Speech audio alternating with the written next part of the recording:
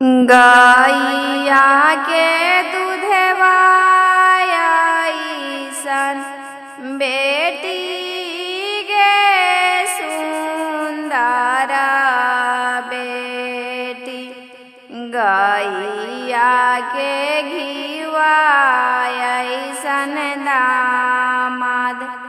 गैया के घिवा अइसन दामाद। पापा के मड़उआ में एको ना है खिड़किया। गोरे बदना कुम्हिला। गोरे बदना कुम्हिला। पहिले से कहता बेटी खिड़की हो कटाईती। रखती में पंखवा हो लगाई। रखती में कूलर हो लगाई। काहे लागी आजी पापा खिड़की हो कटाएबा। काहे लागी पंखवा हो लगाए। काहे लागी कूलर हो लगाए। रात भर बैठबो पापा तोहारा हो जंघिया। बिहाने जाइबो ससुराल। बिहाने जाइबो ससुराल। धरी गोड़वा रोवला गे बेटी पापा के। धरी गोड़ा रोवला। अरे धरी गोड़वा रोवला गे बेटी पापा के। धरी गोड़ा रोवला। अरे आजुवे छोड़ावला जी पापा। आपानी हो नागरिया।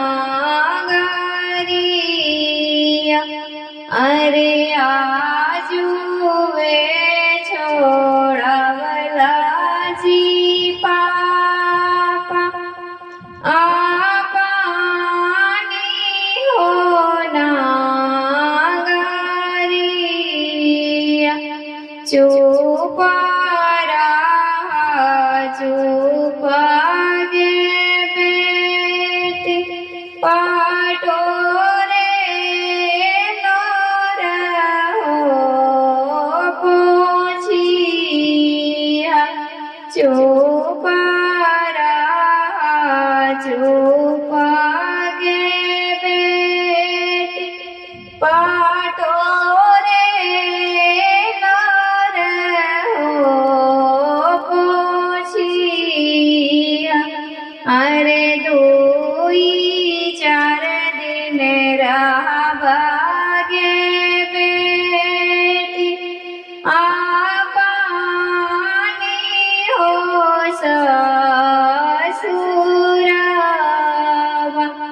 अरे दुई चार दिन रहबा गे बेटी आपानी हो ससुरावा।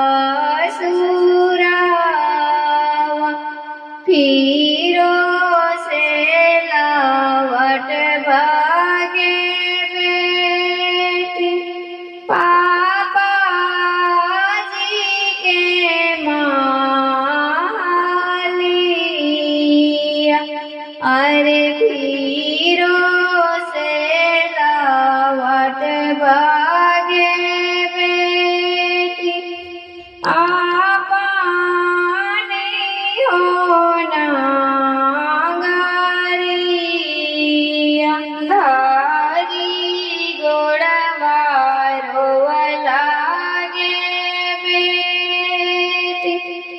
भैया के धारी गोड़ा रोवाला अरे धारी गोड़वा रोवला गे बेटी भैया के धारी गोड़ा रोवाला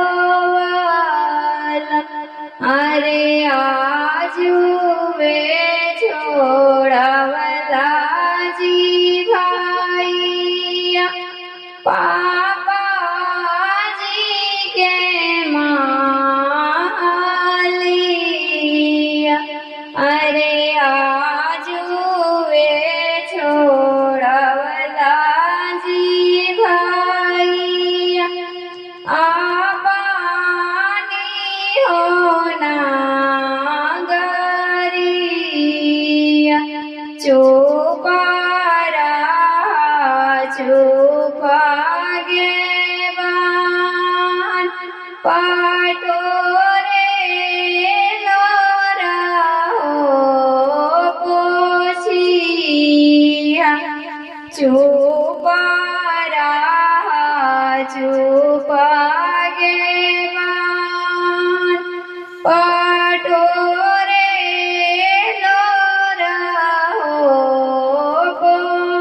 पोछिया दुई चार दिन भागे बान आपानी हो